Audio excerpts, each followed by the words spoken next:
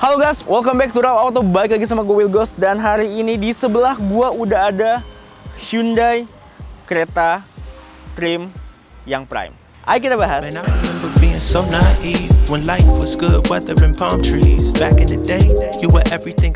Oke, kita akan langsung ngebahas secara eksterior dulu. Visual eksteriornya buat gue cukup ganteng ya. Dan warnanya juga ada 4 pilihan, yang grey, dark grey gitu, blue, red, and white. Dan setiap trim tertingginya kalian punya opsi untuk pilih yang 1 tone atau yang 2 tone. Kalau 2 tone rooftopnya nanti bisa diganti yang warna black. Dan buat gue warnanya semua juga pilihannya mature tapi tetap classy gitu. Terus yang paling menarik perhatian buat gue adalah di grillnya. Grillnya ini mirip renderan dari mobil Palisade yang bakal facelift nanti. Cuman mungkin langsung diaplikasikan di mobil Creta dulu. Dan yang gue suka DRL-nya kalau nyala dia muncul di 3 titik ini. Jadi kalau mati terkesan kayak grill semua seamless, lebar, gagah, berotot. Tapi begitu dinyalain dia nyala lampu di sini. Dan juga mobil ini banyak LED-nya, tapi ada beberapa yang masih halogen sayangnya. Terus gue juga suka ada aksen-aksen kayak chrome untuk membuat mobil ini menjadi lebih terkesan lebih mewah, lebih mahal lagi. Jadi untuk trim yang tertinggi ini kalian juga udah dapat kayak apa namanya roof rail-nya.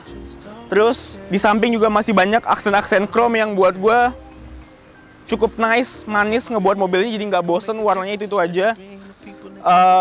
Kenapa ini bisa disebut SUV karena masih ada apa namanya fender hitam yang dari ujung sampai bawah sini masih ada juga. Dan untuk velgnya ukurannya 17 inch dengan ban yang cukup tebal. Gue nggak tahu nih berapa ukurannya. Dan dari belakang gue juga cukup suka, dia mirip kayak adiknya Santa Fe ya. Di sini juga udah pada LED juga, namun sayangnya dia belum elektrik bagasinya, jadi mesti manual masih. Dan logo Hyundai sama tulisan Cretanya buat gue nice banget gitu. Dan ada si badge Prime-nya, karena ini tipe Prime, jadi nice. Terus di bawahnya ini juga ada aksen yang ngebuat ini terkesan lebih sporty juga, ya. Walaupun ini semua plastik ini plastik ya. Tapi warnanya dia membuat terkesan seperti chrome. Nah, ngomongin bagasinya, menurut gue untuk compact SUV ya cukup luas ya. Ini bisa naruh 2 koper besar. Terus ini juga bisa kita turunin kalau mau. Tapi sayangnya kalau kita turunin dia nggak rata, jadi masih ada nyisa gitu.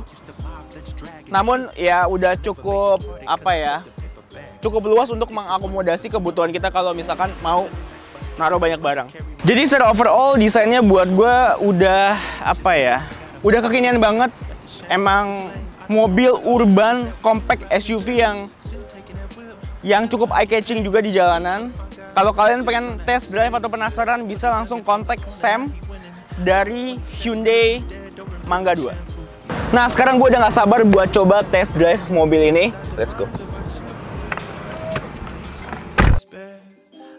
Nah, kita akan langsung ngomongin soal interior di Hyundai Creta ini. Ini adalah trim tertinggi yang prime ya. Walaupun ini tipe yang tertinggi, namun apa ya? Ini kita langsung agak ngebahas dikit minusnya. Minusnya sebenarnya nggak banyak sih. Buat gue adalah masih banyak plastik di interiornya. Jadi kesannya tuh kurang kedap saat gue berkendara. Namun plastik ini bukan sembarangan plastik buat gue. Plastiknya cukup terkesan tebal, kokoh, padat. Dan juga dia tuh pinter, jadi ngebuat si plastiknya tuh bertekstur, jadi sehingga kelihatan kayak ini tuh bukan plastik tapi lebih kayak soft touch. Tapi waktu dipegang ternyata bukan soft touch. Namun overall plastiknya juga bukan plastik yang murahan, buat gue kesannya tetap plastik yang bagus gitu. Namun sayang kalau bisa dibikin ini soft touch, itu bakal jauh lebih menambah kemewahan dan juga kekedapan di dalam kabinnya itu sendiri. Dan feel berkendara di dalam si mobil Creta ini cukup terkesan dibilang luas banget sih enggak, tapi nggak terkesan sempit sih. Jadi cukup nyaman untuk compact SUV buat gue. Terus juga jok-jok di dalam mobil ini dilapisi oleh leather yang cukup baik materialnya. Dan stitchingnya semua rapi. Dan yang gue suka patternnya dia nggak polos. Jadi kayak ada ada wajiknya dan ada sedikit kayak apa tuh namanya bagian yang kayak polkadot gitu loh. Jadi kayak breathable gitu kayaknya bahannya ya. Jadi terkesan mobilnya tuh lebih classy gitu. Ada value mahalnya gitu. Nggak cuma polos gitu doang. Namun sayangnya walaupun joknya ini cukup nyaman ya dan material cukup bagus, sayangnya dia belum elektrik. Jadi masih dipompa sendiri ya. Untuk naikin, turunin, majuin ke depan semua tidak elektrik. Mungkin budget untuk elektriknya dia sebarkan lagi untuk beberapa fitur-fitur yang akan kita bahas nanti. Tapi sebelumnya gue juga mau ngebahas bahwa si kereta ini udah dikasih sunroof yang cukup luas. Jadi panoramic roofnya juga panjang banget dan ini bisa dibuka. Yang dibuka tuh gede banget sih guys. Dan itu ngebuat feel berkendara di dalam ini ngerasa kayak nggak sempit, tetap kerasa luas, terang. Dan untuk feel duduk di baris kedua, tadi gue udah sempat duduk sebentar. Buat gue kerasa walaupun tinggi gue 173, nggak kerasa sempit sama sekali. Legroomnya masih cukup baik, terus headroomnya juga masih cukup baik tadi. Dan juga yang gue rasain lagi joknya itu apa ya, kalibrasi posisinya tuh pas gitu. Jadi ngebuat kita tuh duduk di dalam di baris kedua cukup nyaman. Kita akan ngebahas soal fitur dari si mobil kereta yang tipe tertinggi ini, yang Prime. Mulai dari engine start yang bisa dilakukan lewat aplikasi yang akan kita bahas nanti terakhir, dan juga bisa lewat remote.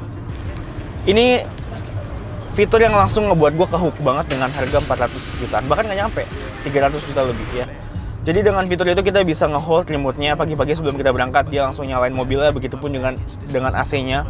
Otomatis itu ngebuat kita ketika naik mobil itu udah langsung siap berangkat dan juga mobil udah dingin. Itu nice feature banget. Terus fitur berikutnya lagi di mobil ini udah dilengkapi juga dengan head unit yang sangat besar, bisa dibilang 8 inch, udah termasuk ada Apple CarPlay dan juga udah ada Android Auto, dimana fitur-fitur semua settingannya terintegrasi oleh si mobil itu sendiri. Dan tadi gue coba untuk konekin Apple CarPlay juga cukup cepat, responsif dengan baik, semuanya smooth dioperasikan tanpa ada nge-lag, tanpa ada terkesan kayak apa ya, kalau misalkan brand sebelah kan agak icon-iconnya tuh kurang gitu, agak-agak kurang rapi, kurang baik gitu. Kalau di Hyundai ini udah cukup, gue suka sih gitu settingan si icon-icon dan layout si UX dari si menu dalam monitornya ini. Terus fitur berikutnya dengan harga di bawah 400 juta, kita udah mendapatkan 10 inch digital cluster. Dan ini digital clusternya bukan sekedar yang layarnya tuh cuman tengahnya doang yang bisa di kotak-katik, kanan kiri nggak bisa gitu ya. Ini fully digital, like literally fully digital, bisa kalian ubah dan semua informasi ada di sini. Dari semua info berkendara yang bisa kalian atur, dari setirnya juga. Terus monitoring ban, pengaturan, terintegrasi juga dengan head unitnya gitu. Jadi buat gue ini udah canggih banget gitu. Terus juga setirnya ini kalau kalian lihat tombolnya tuh padat gitu. Semua kalian bisa setting dan atur dari setirnya juga. Dan ini sekali lagi terintegrasi lagi dengan si clusternya, terintegrasi juga dengan head unitnya gitu. Cukup pintar sebagai mobil yang harganya di bawah 400. Terus fitur yang cukup mengagetkan lagi adalah kalau kita berkendara di Jakarta tuh cuaca suka panas, kita kerja juga suka kadang mungkin keringetan gitu ya. Di joknya ini yang di depan itu dikasih fitur untuk ngedinginin jok. Jadi jok kita tuh ada ininya, AC-nya.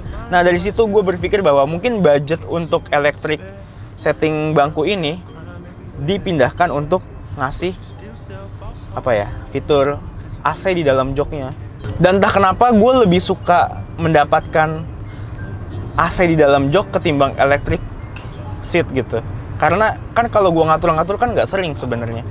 Tapi kalau kenyamanan si joknya ini adem dingin gitu kan, kayak saat ini pun gue menikmati gitu sampai gue selesai nyetir gitu.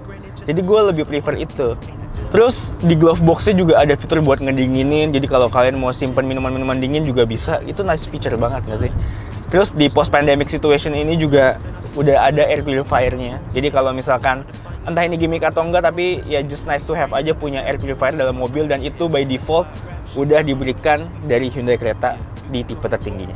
Terus juga untuk HP kalian udah ada wireless charger. Di sini juga untuk akomodasi chargernya atau power yang cukup besar, ada 12 volt 180 watt. Dan untuk sisi entertainmentnya, of course sudah dilengkapi oleh premium sound dari Bose. Cuman sayangnya mungkin ini bukan line up yang paling tinggi, tapi udah cukup bagus hasil yang disuarakan dari speaker si Bose di dalam mobil Creta ini.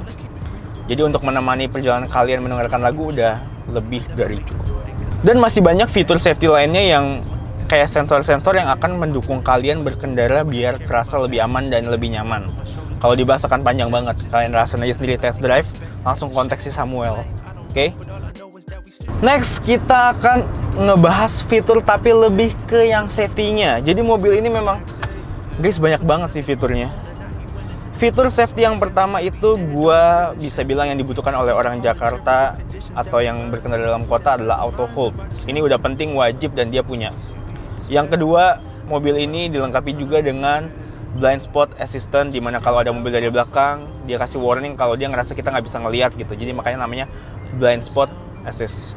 Dan itu juga terintegrasi ke dalam si digital cluster ini, guys. Keren banget. Udah gitu dia juga ada yang namanya lane keep assist, and then lane keep forward. Jadi lane keep assist itu kalau kita di marka jalan, kita geser ke kanan dikit, dia kasih warning, ya kan? Dan dia juga akan balikin lagi setirnya ke dalam jalan yang seharusnya, ya kan? Dan dia ada yang namanya lane keep forward. Jadi lane keep forward ini, lihat gue lepas tangan, guys. Keren banget, cuy. Karena dia tuh di depannya tuh marka jalannya tuh disuruh belok. Jadi dia belok sendiri, guys. Isn't amazing? 400 juta, nggak nyampe ya. Ada fitur seperti ini. Sayangnya, walaupun dia ada cruise control, I wish cruise controlnya ini adaptif. Jadi udah kayak semi autopilot gitu loh. Kalau itu juga ada. Tapi kalau ada, ini udah game changer banget sih. Ini bakal jadi kayak head to headnya Wuling gitu. Tapi dengan semua kepremiuman dan brandnya yang semakin baik gitu. Terus mobil ini juga dilengkapi dengan kamera belakang. Jadi kalian kalau beli ini udah full package, nggak usah tambah kamera belakang sendiri lagi. Memang dia nggak punya 360, tapi kayaknya gua nggak butuh-butuh banget sih. Kalau buat mundur, gue cukup pakai kamera mundur and then that's it. Itu udah ngebantu banget buat gue. Terus safety yang berikutnya, dia juga ada rear collision warning. Terus ada juga front collision warning. Jadi kalau kita di depan tiba-tiba ada objek gitu yang rem mendadak, dia juga akan ngebantu untuk memberhentikan mobilnya. Ataupun di belakang ada tiba-tiba ada kayak obstacle atau ada objek, pas kita mundur dia langsung ngebantu untuk memberhentikan mobilnya. Dan itu fitur yang cukup baik, apalagi kalau kalian nyetirnya masih nggak, jam terbangnya belum tinggi gitu ya. Yang biasa orang baru belajar mobil suka nabrak kalau parkir, dan ini udah ada safety-nya di sini. Terus fitur safety berikutnya juga ada attention level, dimana kalau si mobilnya sensornya ngerasa kayaknya lu nyetirnya udah mulai nggak bener nih, oke, ogel gitu, dia bakal nunjukin kayak attention levelnya normal, atau oke banget, atau jelek banget gitu. Jadi lu bisa disuruh berhenti untuk istirahat dulu gitu. Jadi mobil ini tuh peduli banget sama lu, care banget sama lu gitu. Terus yang terakhir mungkin untuk safety-nya, dia ada apa namanya, ada hill assist. Jadi kalau misalkan tanjakan banget gitu ya, mobil nggak akan tiba-tiba mundur gitu dadakan. Jadi itu aman banget pastinya buat kalian. Oh, dan juga mobil ini dilengkapi oleh 6 spot airbag. Yang nggak begitu banyak, tapi gue yakin semuanya ditaruh di tempat yang paling krusial sih. Di sini pasti, di sana pasti, di belakang pasti ada. Gue nggak tahu di mana exactnya, cuman ada 6 titik. Nah, sekarang kita akan ngomongin performance. Mobil ini cc-nya sekitar 1.500-an. Terus tenaga yang dihasilkan sekitar 143-an torsinya. Dan juga